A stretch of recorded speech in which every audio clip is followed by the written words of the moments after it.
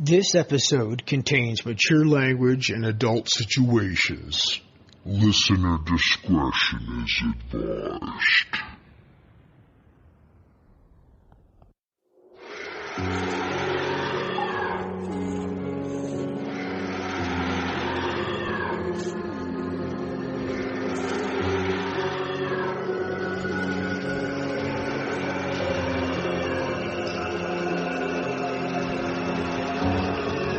Hello, my friend. And how is it that you stumbled into my caverns of the abyss? I am ancient. I am forever. And I have been chained down here for a millennia. Please. My leg is broken. Please help me.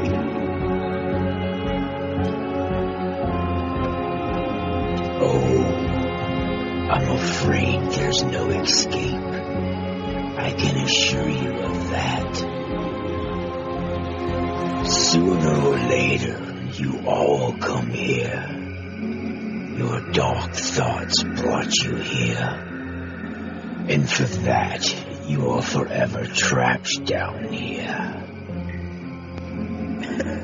Please let me go. I have a family. I don't know how I got here or what I'm doing. Whatever you are or place this is, I'm sorry. Please, I can't see, it's so dark. Before your suffering begins, I will tell you a tale to pass the time. Short stories of horror. Tiny tales of the creepy. I will assure you, by the end you'll be screaming with madness. Please, I swear I'll do anything. Please, just let me go. Please. Pardon me. Where are my manners? I am the Shadow Dweller, here to keep you company until the abyss swallows you whole. I've been here for eons and collected stories that I pass down to you before the darkness takes you. This little ditty is called The Roadside Cafe.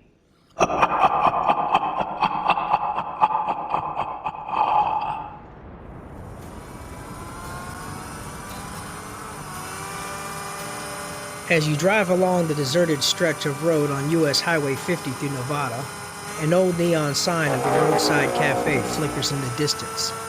Not only is this the only stop for gas and food for the next 100 miles, but it's the only thing surrounded by a hot, desolate desert.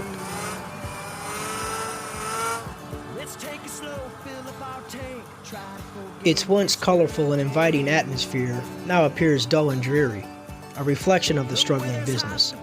The walls are adorned with peeling paint, the windows cracked, the once bustling parking lot is now empty. The Roadside Cafe, a popular stop for travelers, is now struggling to stay afloat. With the rise of chain restaurants, fast food joints, their traditional home-cooked meals were no longer in high demand. The owners were a married couple of 40 years, Jack and April Hanson. They were desperate to keep their business running. They had put their life savings into the Roadside Cafe, and it was the only source of income. One night after a particularly slow shift, Jack and April sat at one of the empty booths in the dining area. They were discussing their mounting debts and past due bills. With all this debt adding up, I don't know how much longer we're going to be able to keep this up, Jack. If we sell the roadside, we might be able to pay off most of our bills and just leave this place. Jack was tired, stressed, and frustrated. He opened another beer. This was his fifth one in the past half hour.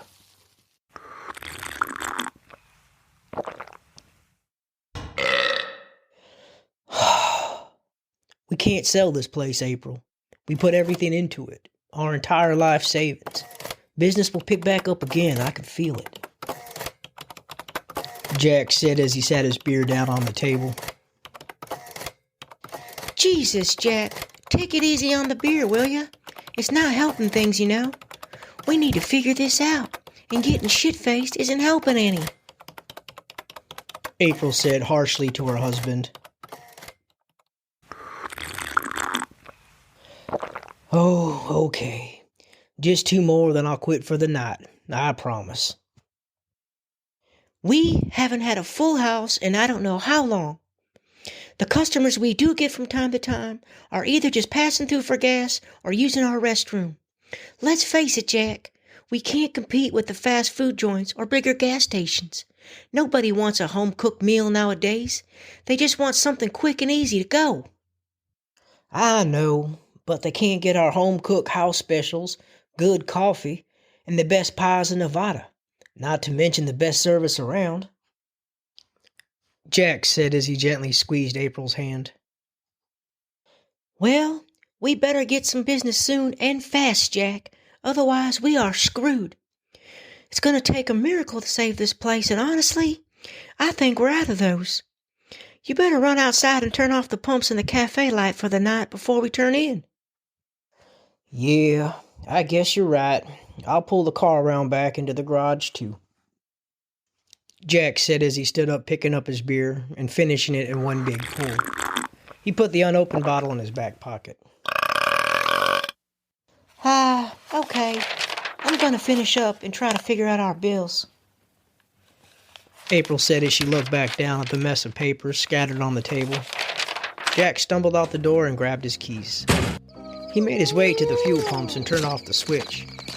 He then walked to the neon cafe sign and turned it off as well. Jack lit a Marlboro as his lighter sparked a small flash in the dark sky. Millions of stars could be seen for miles in any direction. As he deeply inhaled a cigarette, he unzipped his fly and began taking a much-needed leak.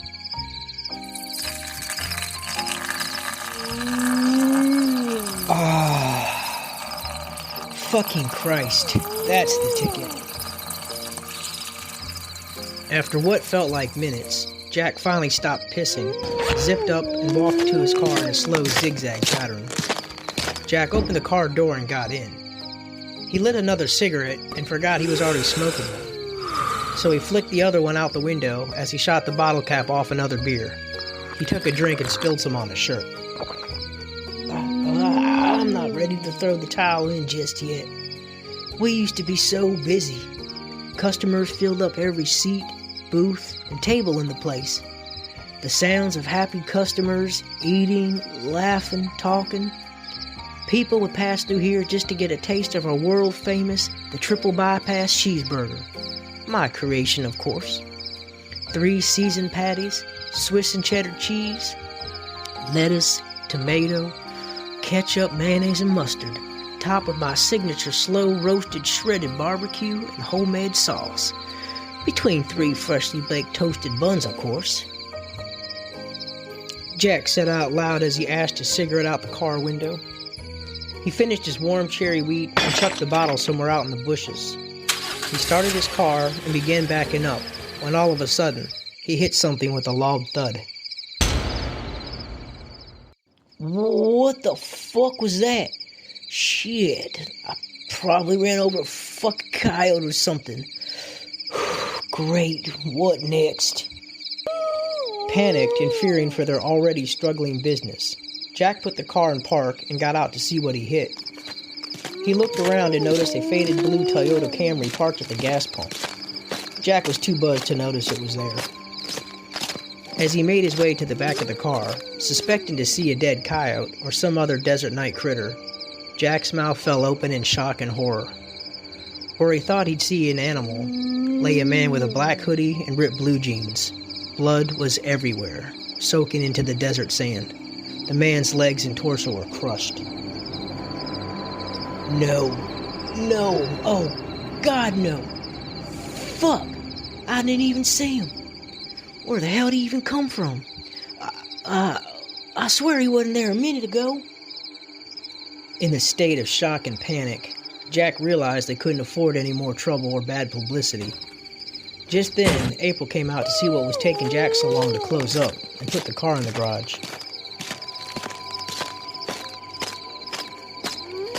Jack, what in the world are you doing out here? You better not be drinking another goddamn beer. April called out to Jack. She saw her husband smoking a cigarette crouched down behind the car, and he was crying. He was looking at something on the ground. Jack, what are you doing? Are you? April's voice trailed off as she followed Jack's gaze. Her hand automatically went to her mouth as she gasped. Oh my God! Jack, what happened? What did you do? April said with panic in her voice. I didn't even see him. One minute I was just backing up, and the next thing, blam! I hit something. He came out of nowhere. Jack said with a drunken slur. Oh my God, is he dead? We have to call the police and tell them what happened. Tell them it was an accident. April said as she pulled her husband up off the ground.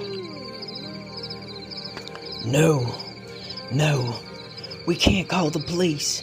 One, I've been drinking, and two, this will be the end of Roadside Cafe. We'll lose everything, and on top of that, I'll go to prison for murder. Then who will take care of you?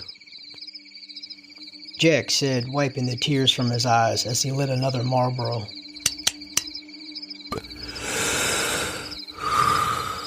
Shit. There's only one thing we can do. We gotta get rid of the body. They then made a decision that would haunt them for the rest of their lives. They dragged the man's bloody body back into the kitchen door. They stripped off his clothes, took his wallet, and burned them in a metal trash can out back. As Jack began sharpening his meat cleaver, April pulled the man's Toyota around back and removed the license plate. She rummaged through his car, getting rid of any traceable evidence. As April came back to the kitchen, she saw the meat cleaver come down with a dull thud on the man's wrist. Drops of blood spattered on Jack's face. As he brought the meat cleaver down again, April ran to the trash can and began throwing up, wiping her mouth on her sleeve as she looked at Jack in horror. Jack, what the hell are you doing? We're in the middle of the fucking Nevada desert. Let's just bury him outside somewhere. Jack wiped the droplets of blood from his face, looking up at his terrified wife and said, No, too risky. This is the only way. No one's gonna ever find him. I got an idea. It's pretty fucked up, but just hear me out.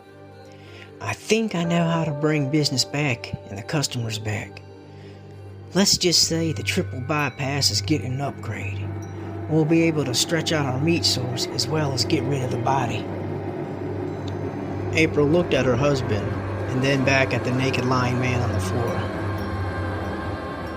Are you suggesting what I think you're suggesting, Jack? This is absolutely not happening. We are not fucking cannibals, and we are not killers. We are not going to... April's voice trailed off as Jack began chopping up more body parts and mixing them with the ground beef in the meat grinder.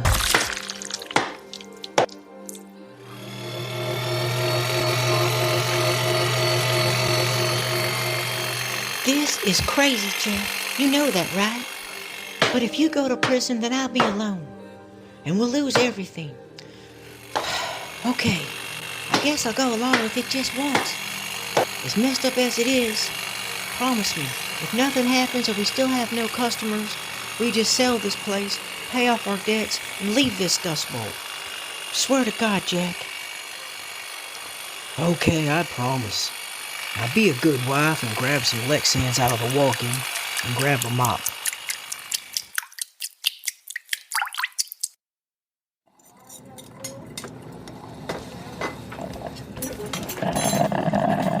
The next day, Jack and April opened a cafe and a gas station like they did every day. April began brewing coffee, putting her freshly baked desserts in display cases. Jack turned on the ovens and the grills, waiting on the first orders of the day to start coming in. The first customers slowly made their way to booths and the tables, filling up the restaurant. Hey there, folks. Welcome to the Roadside Cafe. What can I get you started off with today? Some breakfast? Or maybe something off our lunch menu? April said to a family of 4, a husband, wife, and 2 kids. She put down placemats and silverware for them. Let's see here. Okay, kids, you guys want pancakes, burgers, chicken fingers, mozzarella sticks? The man asked his kids as he looked at the menu. Pancakes. Pancakes. Pancakes. With lots of maple syrup. The kids all exclaimed, Why, of course. Y'all want whipped cream or chocolate chips on your pancakes? The kids looked at their parents for approval. They both nodded as the children giggled and clapped their hands. No problem. And how about you folks? What are y'all thinking? We saw a sign out front that said something about a triple bypass burger. Can you tell us about it? Of course I can, sugar. It's a triple bypass burger. It's a triple cheeseburger, 8 strips of bacon, ketchup, mustard, mayonnaise, lettuce, tomato, topped with our signature slow-cooked barbecue on 3 toasted homemade buns served with french fries or onion rings. Well, that's right up your alley, Chris. He loves bacon, and he also loves cheeseburgers. The wife looked at her husband and laughed. Oh, yes. Yes, I do. I'll take that, please. That sounds amazing. The man said to April as he handed her the menus. All right. And what about you, hun? What should I get you? Should I get you one as well? Oh, no thank you. That's a bit much for me. How about some coffee, cream, and some sugar, and your scrambled egg platter with a side of buttered toast, please? All right. I'll put that right in for you guys, and I'll bring you out with some water. How's that sound? April took the menus and walked back behind the counter to put the orders in. Jack pulled out 3 patties and put them on the grill. The pancakes and eggs were sizzling on the flat top. The burgers sizzled as Jack flipped them with his spatula. He added the cheese and stacked them on the freshly toasted buns, finally topping it with his signature barbecue. Jack put the order in the window and rang the bell. April brought out the food to the table to the hungry family. Oh boy, this looks amazing, and it looks and smells delicious. I can't wait to try this. The triple bypass is our most popular burger. Tourists come in from all over just to try it. Let me know what y'all think, okay? April made her way around to the other tables and booths, refilling coffee cups, taking orders, and picking up dirty plates. She went back to the kitchen to see if Jack needed any help. Hey, hun, how's it going? Need any help back here? Fire up 8 more triples. We have a full house out there. I can't believe they're eating, well, you know. Everyone's saying it's the best burgers they've ever had. April said to Jack as she kissed him on the cheek. I know, right? Feels so good to be busy again. But at this rate, we're going to have to place an order for more ground chuck. We're going to run out before the weekends. Yeah, it's nice to have customers again. But remember your promise. That is and was the only time we're using the secret ingredient. Then it's back to our usual meat. Okay, babe. We'll go back to our normal stuff. Jack and April served the customers their new and improved menu. Little did they know they were serving them human flesh. To their surprise, the customers loved the new taste and raved about it to all their friends.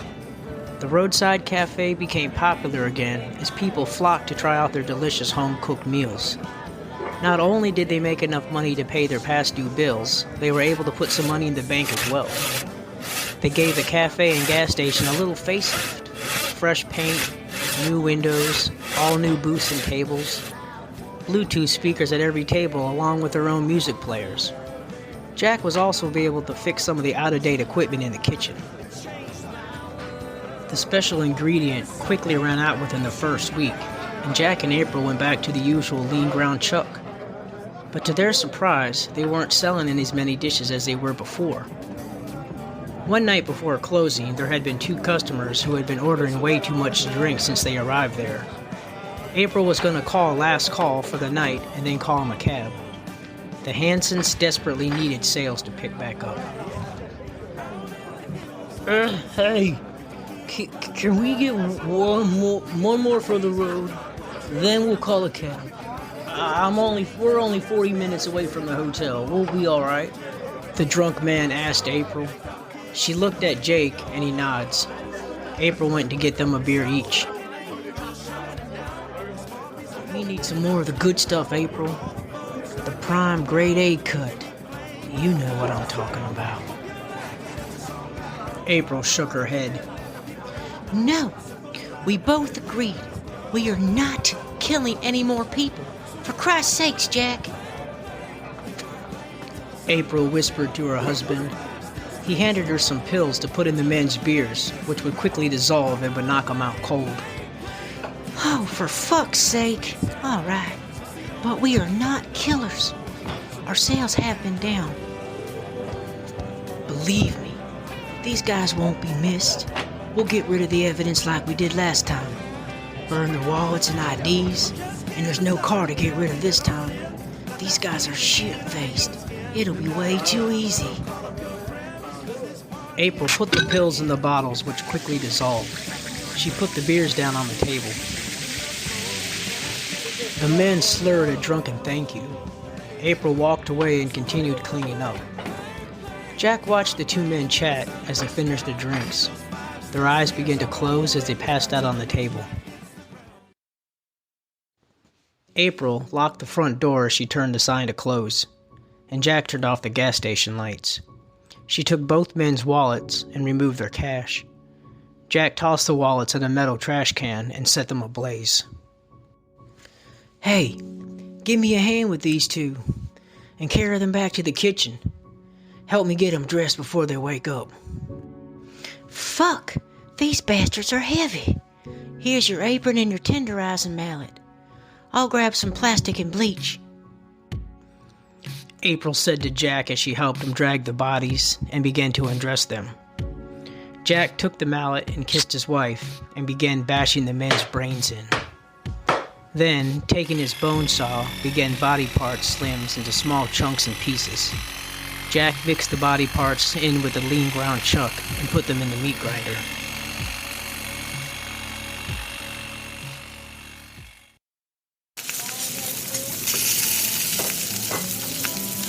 The next day, they had a line out the door of hungry customers. Their sales were through the roof. The triple bypass, of course, is their top seller, but they also added a few more dishes to the menu with, you guessed it, human flesh. Everything from Philly cheesesteak subs to prime cut tenderloin. But the success came at a cost.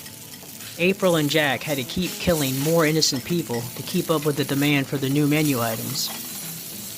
The once humble and struggling couple were now cold and ruthless, preying on unsuspecting travelers who would stop by their cafe for a quick bite to eat. They had become cold-blooded killers, driven by their desperation to keep their business afloat and thrive on the next kill, and it had become an adrenaline rush for them both. As the days went by, the couple's guilt and paranoia began to take their toll. They were constantly looking over their shoulders and worrying that somebody would discover their dark secret. But as the money rolled in, it became harder to quit. Howdy, Jack. April. How's things been going for y'all? The sheriff said as he tipped his cowboy hat to April. He sat down and picked up a menu. Hey there, Sheriff. What brings you in here today? The place looks great.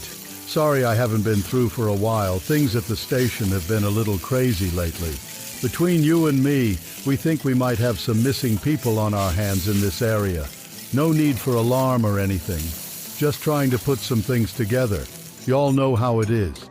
Just trying to get any information on these cases. Sometimes even the smallest cause help. I've got a few photos of some missing folks. It's possible they could have passed through here to eat or gas up. Maybe you've seen them.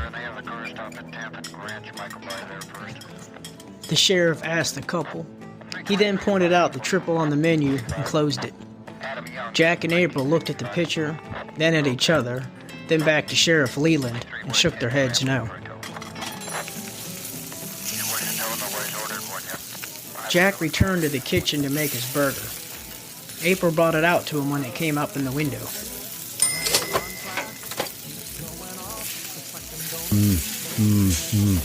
Now that smells delicious, April. Now I can finally see what all the hype is about. The sheriff picked up his burger with both hands and opened his mouth as wide as possible, and he took a big-ass bite. Jack and April both watched him as he stuffed the burger in his mouth. Pardon my French, but goddamn, you gotta tell me your secret. Oh, if I told you, I'd have to kill you, Sheriff. I'm afraid we can't give away our secret ingredients. We are using a different kind of ground chuck, and besides, if I told you, we wouldn't be world famous anymore now, would we? The man finished his burger and washed it down with an ice-cold sweet tea with 4 lemons floating on top.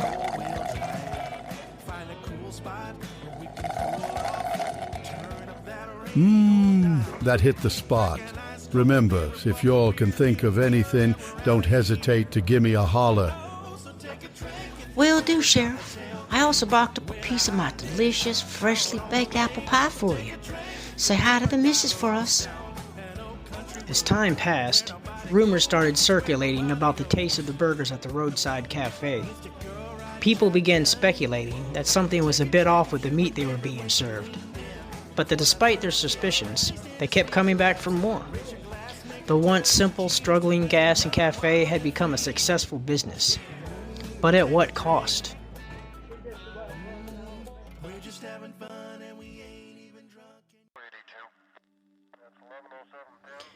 It wasn't until one day, when the sheriff was finishing up a triple in a squad car, parked behind a road sign. He bit into something hard. He pulled out the something to see what it was. To his horror and disbelief, it was a tooth. Not his tooth, but a human tooth. The sheriff had been investigating the missing persons cases for the past couple of months. A few anonymous leads tipped him off on checking out the Roadside Cafe.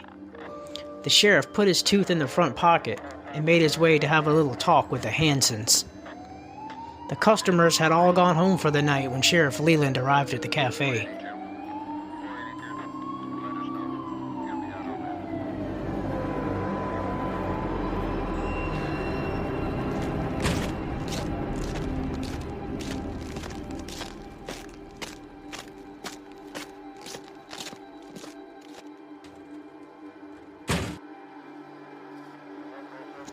Hey there, Sheriff. We're about to close up for the night. What brings you new here this late? You want April to box up a piece of that delicious apple pie for the road? Sorry, folks, no thanks, not this time. So you never told me what your special ingredient was and why it makes them so special. Jack looked at April as she made her way past the sheriff and locked the front door. I want in. I said want in on the Roadside Cafe. I want us to be business partners. It seems that the both of you are doing quite well for yourselves. I know your gruesome little secret, Jack and April. I know that you've been murdering by people, killing innocents and doing the poo unspeakable. You're responsible for these missing folks. Your secret ingredient is people. And you've been serving it up to unsuspecting customers and making a profit from it. That's the craziest thing I ever heard, Sheriff. Maybe you've been out in the desert sun too long. You can't be serious. That's absurd. You know us like family. How could you accuse us of murder? The man in the cowboy hat and wearing a sidearm pulled out the tooth from his pocket.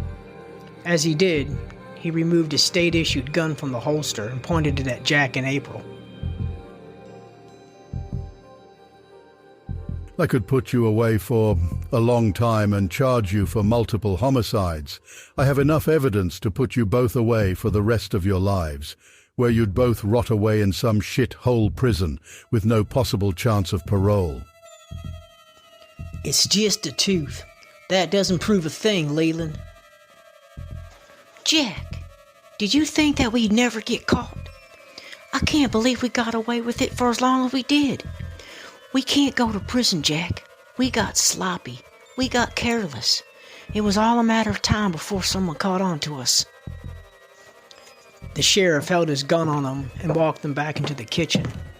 As Jack passed the walk-in cooler, he quietly picked up the meat cleaver. Okay, you got us, Sheriff. We did it. Keep your mouth shut and we'll make you partner. Split the profit up 3 ways. Do you have what it takes to be a killer? To get your hands dirty? You'd be surprised what a small-town officer is capable of. April noticed Jack holding the cleaver behind his back, but keeping his eye on the gun. The sheriff moved closer and kept the gun pointed at him. Then quick as a flash, Jack lunged at the man, taking a chunk out of Sheriff Leland's arm, and blood sprayed everywhere. Oh, goddamn! The 2 shots were fired from his gun. One struck Jack in the stomach, the other one took out a piece of April's neck. Jack stumbled forward and held his now bleeding stomach, as April's hands went to her throat. She was trying to stop the squirting arteries the bullet had pierced, as she too stumbled forward on the floor. Well, it looks like we won't be business partners after all. On second thought, I think I'll be making myself a full owner instead of a partnership. April's throat was pouring blood and was making gurgling sounds. Jack lay on the floor and was bleeding out. Sheriff Leland looked at the couple and said, My customers will be lining up out the door to get a taste of my new menu. You both put your hearts and souls into this place. I think it's time you'll give a little something back to the community. The customers won't be able to get enough of you. Yep, you'll be my new secret ingredient, and I'll make a few new changes to the menu. Nobody is going to care who's running the joint, as long as they keep coming back for more. The sheriff took the meat cleaver from Jack's bloody hand and struck him in the chest several times. He then grabbed the tenderizing mallet and stood over April's body. He brought down the hammer with a one swift blow, splitting her jaw apart. He then grabbed the bone saw from the table and plugged it into a socket. The saw made a buzzing sound as a blade came to life. Leland took the saw and began slicing pieces of flesh from Jack and April while they were still conscious. The horrendous screams were muffled by the spinning blade. Blood sprayed the sheriff's face and covered his cowboy hat. The couple's bodies slowly stopped kicking and moving as the new owner of the Roadside Cafe began stuffing the limbs through the meat grinder.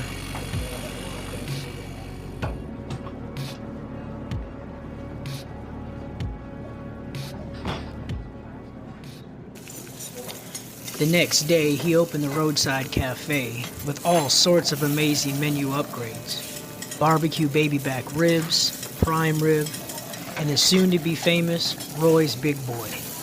A brisket sandwich with 2 toasted buns, slaw, a tomato, and topped with deep-fried hush puppies covered in his barbecue sauce.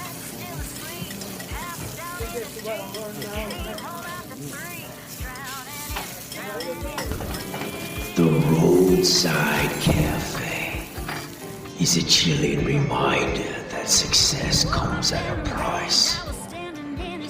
Greed and desperation can drive even the most average of people to do the most imaginable things.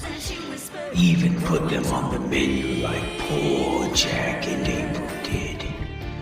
So, my friends, next time you're traveling down that hot stretch of desert highway through US 50 Nevada and need to gas up and get a bite to eat, let this be a warning to you. If you think about ordering the now famous Roy's Big Boy and are trying to figure out the secret recipe, just remember, you are what you eat, and you can get that with French fries or onion rings, only at the Roadside Cafe.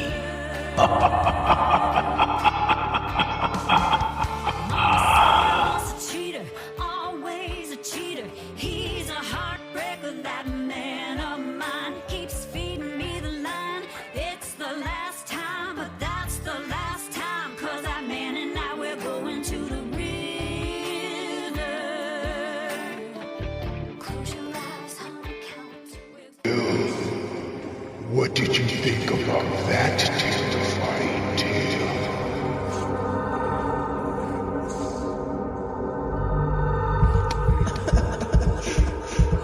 What the hell do you want from me?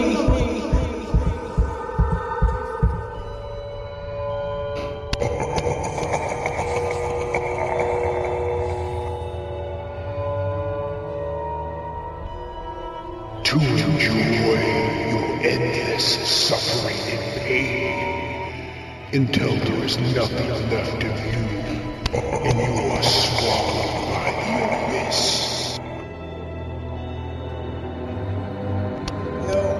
No, stay back.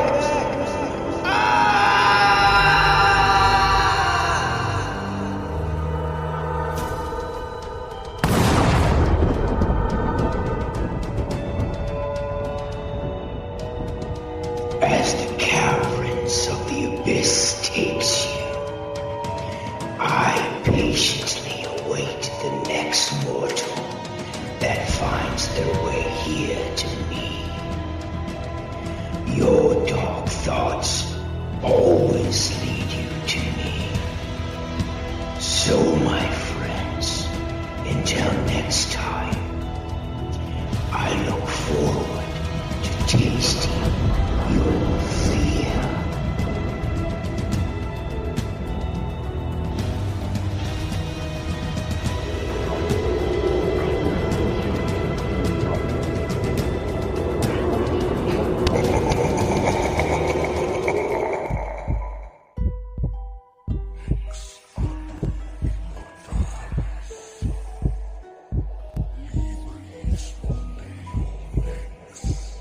Into the Abyss has been a Darkshogun production in association with Twisted Souls Media. Get a little bit of gasoline. Welcome to another crime scene. Hi, I'm Troy Bursch, creator and producer of the short horror story audio podcast Into the Abyss. If you like what you're hearing so far, please consider leaving me a 5-star rating and review wherever you can. This helps get my show out there to listeners just like you. Also, like, subscribe, download, and hit the notification bell. That way you'll get a heads up every time a new episode drops. Thanks to everyone who listened so far, and I'll have my information in the show notes. Get a little bit of gasoline. Welcome to another crime scene. Put a little bit of shit. Put a little bit of shit. Put a little bit of shit. Get a little bit of gasoline. Welcome to another crime scene. I'ma make it burn. I'ma make it burn. I'ma make it burn. I'ma make it burn. I'm gonna set your place on fire. Let's get high.